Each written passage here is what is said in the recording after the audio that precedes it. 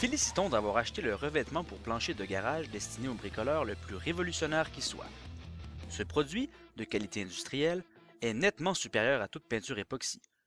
Notre produit, abreuvé en instance, vous permettra d'enduire votre plancher en quelques heures seulement, plutôt qu'en quelques jours, et de recommencer à vous en servir dans les 24 heures. Tout cela grâce à la durabilité et à la rapidité que seule la polyurée peut offrir. Autres matériels requis. Aspirateur d'atelier avec raclette. Pulvérisateur pour laver le plancher. Rouleau à peindre de 9 pouces avec rallonge. Pinceau jetable de 3 pouces, il en faut 2. Gants en caoutchouc jetable. Balai à soie rigide. Tuyau d'arrosage avec buse. Ruban cache bleu. Matériel de sécurité pour nettoyage. Toile protectrice, bâche ou plastique. Lunettes de sécurité. Respirateur. Sable silicieux. Arrosoir en plastique. Ce nécessaire pour plancher Rock Solid fournit les matériaux généralement nécessaires pour couvrir 250 pieds carrés, c'est-à-dire un garage à une place. La surface couverte par le revêtement dépend de la porosité du béton qu'on enduit et de la technique d'application.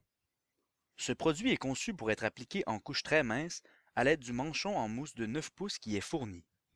L'application de ce produit sur des escaliers, des surfaces verticales ou sur du bois réduira le taux de couverture. Il en faut peu pour couvrir beaucoup. Avant d'entreprendre le processus de préparation du plancher pour l'enduire, il est important d'effectuer des tests pour assurer la bonne adhérence du revêtement. Vous devez déterminer si le béton a précédemment été enduit en versant tout simplement une petite quantité d'eau à divers endroits sur la surface du plancher. Si l'eau perle, c'est qu'il y a un enduit qui doit être enlevé chimiquement ou mécaniquement à l'aide d'une meule diamantée pouvant être louée chez un marchand local. Veuillez visiter le site www.rocksolidfloors.com pour obtenir plus d'informations et des recommandations. Si le plancher a été préalablement enduit, vous devez déterminer si le revêtement adhère bien à la surface. Avec une lame de rasoir, coupez un X dans le revêtement jusqu'au béton. Appliquez un morceau de ruban à conduit de 5 pouces sur le X et appuyez fermement dessus.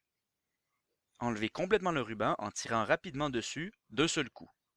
Si plus de 10% de la surface sous le ruban a été enlevée, le revêtement précédent n'est pas bien lié et doit être complètement enlevé chimiquement ou mécaniquement à l'aide d'une meule diamantée. Si vous déterminez que le revêtement adhère bien à la surface, déglacez complètement cette dernière à l'aide de papier abrasif de 40 à 80 grains, puis nettoyez-la avec du butanone. Veuillez vous assurer de porter l'équipement de protection approprié et de suivre les instructions du fabricant. Un meulage mécanique sera requis pour enlever les revêtements qui montrent des signes de décollement de la surface. Si le revêtement existant présente une quelconque défectuosité, pelage, écaillage, ébrèchement, etc., Rock Solid Floors recommande fortement d'enlever la totalité du revêtement et de recommencer le processus d'application sur du béton propre et sec. Consultez votre quincaillier pour vous renseigner sur la location d'une meuleuse. Si vous poncez ou enlevez les anciens revêtements, il pourrait s'en dégager de la poussière de plomb. Le plomb est toxique. Une exposition à la poussière de plomb peut causer des maladies graves, comme des lésions cérébrales, surtout chez les enfants. Les femmes enceintes devraient aussi éviter d'y être exposées. Portez un respirateur à homologation NUSH pour contrôler l'exposition au plomb. Nettoyez à fond avec un respirateur HEPA et une vadrouille humide. Avant de commencer, contactez la ligne d'information de la National Lead Information Center ou Centre national d'information sur le plomb au 1-800-424-LEAD ou visitez le site au www.epa.gov/LEAD. Test d'humidité. Appliquez une feuille de plastique de 3 pieds par 3 pieds, comme une bâche ou un sac de poubelle en plastique robuste, sur une section du plancher. Fixez les bords avec du ruban adhésif et laissez reposer durant 24 à 48 heures. Si des gouttelettes d'eau apparaissent à l'intérieur du plastique ou que le béton semble humide ou foncé, le taux d'humidité du béton est élevé. Visitez le site www.rocksolidfloors.com pour obtenir plus d'informations. Plage de température. La plage de température idéale pour l'application des produits Rock Solid Floors est de 40 degrés Fahrenheit à 90 degrés Fahrenheit, soit 4 degrés Celsius à 32 degrés Celsius. Une température plus élevée raccourcit le temps alloué pour l'application. Une température plus basse allonge le temps de durcissement. La préparation du béton à l'aide de la solution Safe Etch ne devrait pas être tentée sous 40 degrés Fahrenheit. S'il pleut ou que le temps est très humide, il est déconseillé d'enduire le plancher. La surface en béton doit être complètement sèche au moment de l'application afin d'obtenir une bonne adhérence. Inspection du béton. Le béton n'est pas le même dans les diverses régions du pays. Dans certains cas, le béton est particulièrement dur, ce qui nécessite un nettoyage additionnel. Si le béton est mou et farineux, ou que des zones du béton s'effritent, s'écaillent ou se fendillent, utilisez le produit Rock Solid Fast Patch pour réparer et niveler le plancher avant l'application du revêtement. Le produit Rock Solid Fast Patch se mélange avec une pare A pour une pare B et s'applique à l'aide d'un couteau à mastic sur les zones touchées. Grâce à ses caractéristiques uniques, il est inutile de le laisser durcir complètement, avant d'appliquer le revêtement pour plancher de garage à la polyurée Rock Solid. Vous devez appliquer le revêtement pour plancher de garage avant que le produit Fast Patch ne soit complètement durci, sans quoi il deviendra trop lisse pour y appliquer un revêtement. Le cas échéant, déglacez la surface en utilisant du papier abrasif de 40 à 80 grains et nettoyez-la avec du butanone. Veuillez vous assurer de porter l'équipement de protection approprié et de suivre les instructions du fabricant. Avant le nettoyage, les enduits pour pneus et autres contaminants invisibles transportés par les véhicules nuiront à l'adhérence du revêtement. Avant de nettoyer le plancher, repérez les zones où se trouvent les pneus lorsque le véhicule est stationné et testez-les en y vaporisant de l'eau. Si cette dernière pénètre dans le plancher, c'est que ces zones sont prêtes à enduire. S'il y a des zones où l'eau perle sur la surface, il pourrait y avoir présence de contaminants, huile, cire ou enduit pour pneus, qui doit être traité avant d'appliquer le revêtement. Appliquez la solution Rock Solid Safe Etch dans une concentration de 100% à toute zone contaminée et rincez abondamment. L'utilisation d'une ponceuse à main ou à courroie avec du papier abrasif de 80 grains est également recommandée.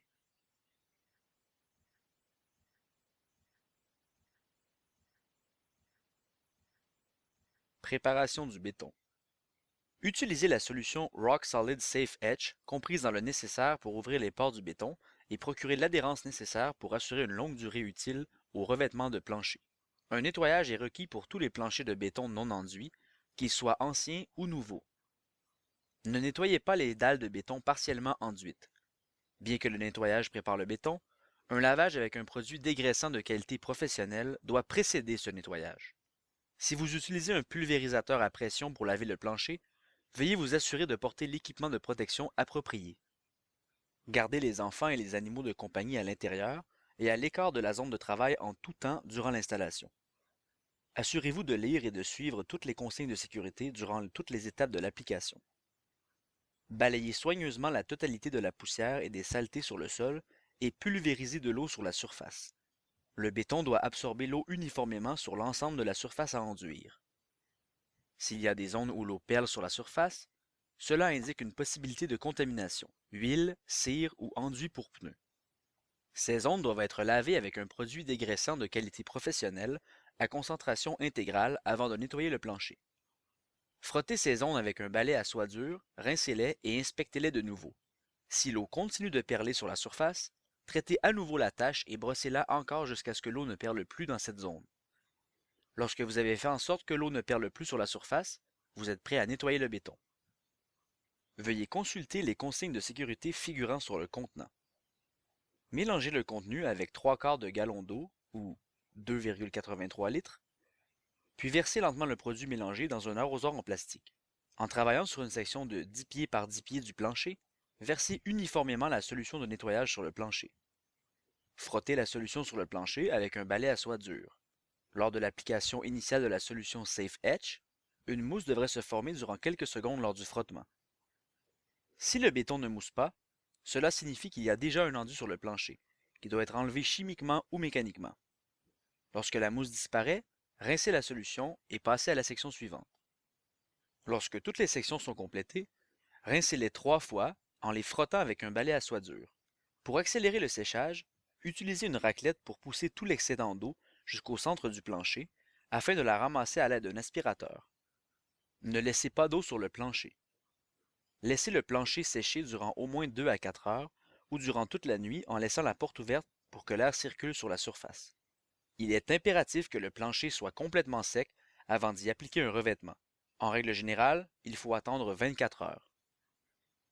Placez une bâche sur le sol et mélangez soigneusement les matériaux du sachet de revêtement pour plancher de garage à la polyurée Rock Solid Floors, en le secouant de haut en bas et d'avant en arrière et en pinçant chaque côté du sachet. Les grumeaux ou les points denses doivent être massés pour les briser et les mélanger avec le reste du revêtement.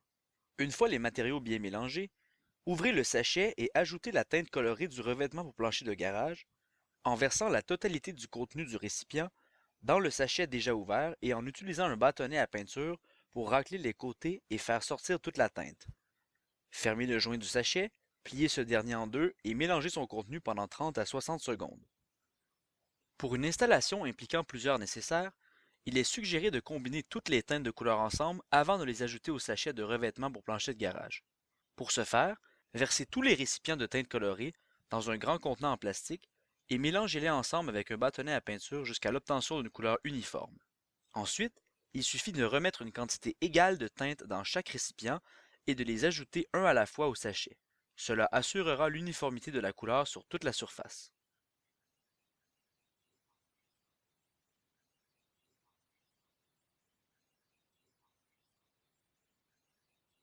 Application du revêtement pour plancher de garage. Versez une petite quantité des matériaux mélangés dans le sachet sur le plancher à environ 1 pied du mur arrière par ruban d'environ 2 à 3 pieds. Il en faut peu pour couvrir beaucoup. À l'aide d'un pinceau de 3 pouces, appliquez le produit sur le périmètre de la moitié de l'air à enduire. Rock Solid Floors recommande d'utiliser le manchon en mousse de 9 pouces pour permettre une installation facile et professionnelle, et pour appliquer le produit jusqu'à l'obtention d'un mince revêtement gris opaque. En utilisant le manchon en mousse de 9 pouces fourni, appliquez le produit sur le plancher en une couche mince et uniforme par section de 4 pieds par 4 pieds, en imprimant des motifs en M et en W. Pour profiter des avantages de la vie en pot illimitée, continuez à appliquer soigneusement le produit en fines couches uniformes jusqu'à l'obtention d'une même couleur. Si le produit semble transparent, continuez à l'étendre avec le manchon jusqu'à ce que la couleur soit opaque. Ajoutez une petite quantité du produit au besoin pour continuer d'enduire le plancher. Lorsqu'il ne reste presque plus de produit, placez le sachet à l'envers sur le plancher pour en faire sortir tout ce qui reste. Évitez de créer des zones épaisses en chevauchant les zones préalablement enduites en versant votre nouveau ruban de produit à environ 2 pieds de la surface déjà enduite. Utilisez le manchon pour tirer le produit vers vous en premier, puis poussez-le pour remplir le vide entre les sections. Refermez toujours le sachet et pliez-le en deux pour vous assurer que le produit non utilisé ne soit pas exposé à l'air ambiant. Ne versez pas le produit sur les joints de dilatation, ni sur les fissures et ne laissez pas le produit s'accumuler dans des dépressions du plancher. Ce produit, à composant unique, restera à l'état liquide jusqu'à ce qu'il soit appliqué en une couche mince sur une surface. L'air ambiant commencera alors à faire durcir le produit. Antidérapage. Afin d'obtenir un revêtement encore plus antidérapant, utilisez du sable silicieux incolore et des copeaux décoratifs lors de l'application. Pour ce faire, prenez de petites pincées de ces matériaux et jetez-les en l'air au-dessus du revêtement encore humide. Veuillez vous assurer de porter l'équipement de protection approprié et de suivre les instructions du fabricant. Installation clairsemée de copeaux, avec les copeaux décoratifs fournis. Une fois qu'une bande a été recouverte le long du mur arrière, vous pouvez répandre les copeaux décoratifs Rock Solid si vous le souhaitez. Pour ce faire, prenez de petites pincées de copeaux et jetez-les en l'air au-dessus du revêtement encore humide. La densité des copeaux jetés doit rester constante pour tout le plancher afin d'obtenir un fini uniforme. Lorsque vous répandez les copeaux, il est important de laisser un bord libre. Il s'agit d'une section de 6 à 12 pouces du plancher enduit qui ne recevra pas de copeaux avant que la section suivante du revêtement soit appliquée en chevauchant le bord libre et humide pour permettre une application homogène. Une fois que la section suivante aura été enduite, vous pourrez y répandre des copeaux et continuer ce système pour tout le plancher en suivant les bords au fur et à mesure. Temps de durcissement.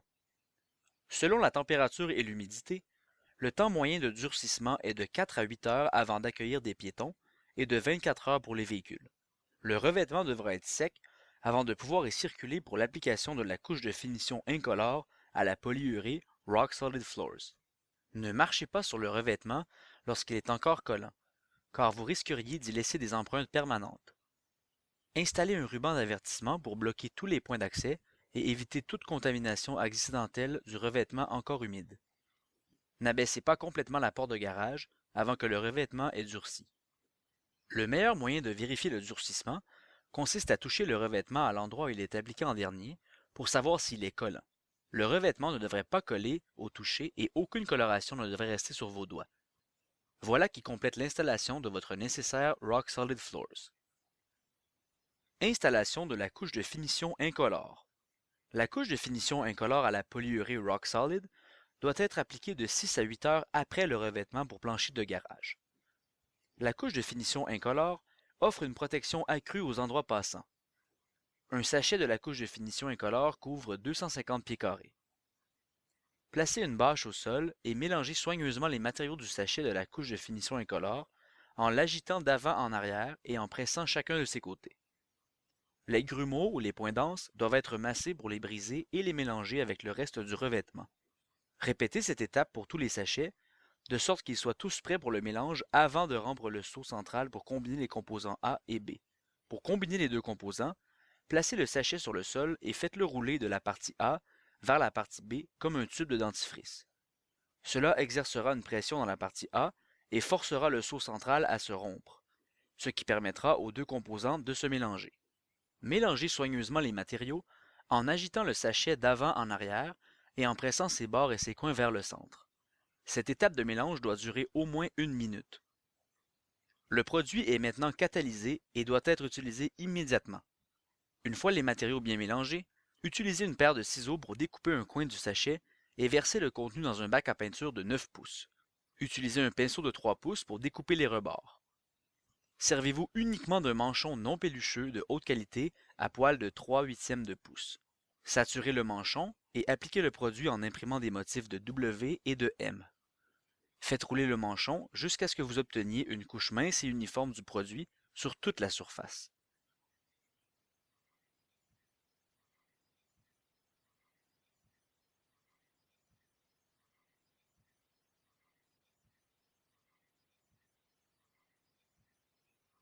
Pour obtenir de l'assistance technique ou pour toute autre question, veuillez communiquer avec la ligne d'aide technique de Rock Solid Floors au 1-866-765-4474 ou visitez notre site web à www.rocksolidfloors.com. Et souvenez-vous, c'est du solide.